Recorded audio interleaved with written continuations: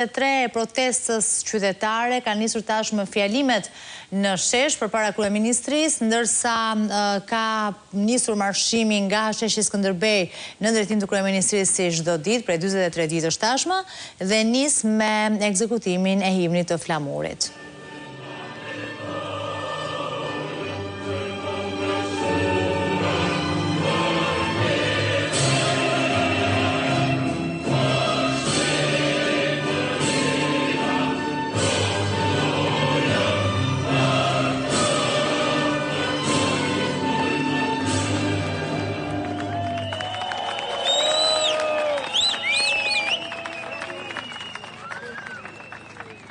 Përshëndetje të gjithve dhe shikoni se sa shumë jemi në ditën e 43.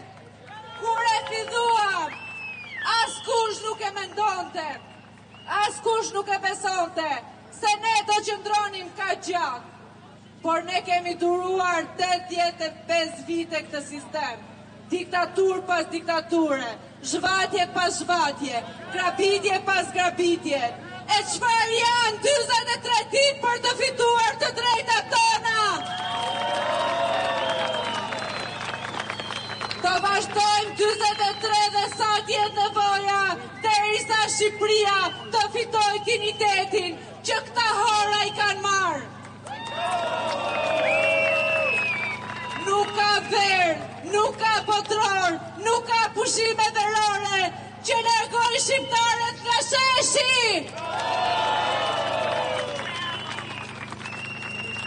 Ju bëj thirrje që të jeni çdo ditë më shumë, çdo ditë më të bashkuar për të gjitha ndasive. Shqipëria ka nevojë për ne. Fëmijët tanë kanë nevojë që t'ju mbrojmë dheun e tyre, që të rriten dhe të jetojnë me dignitet në tokën e tyre.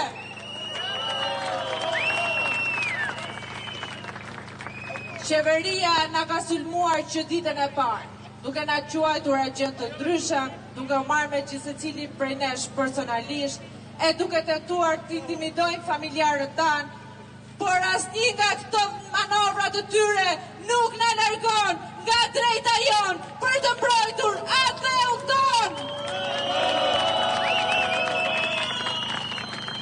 Jam shumë e lumtur që çdo ditë të shikoj rini, gra, fëmijë, familjarë të cilët nuk trembën nga asgjë për të mbrojtur Shqipërinë.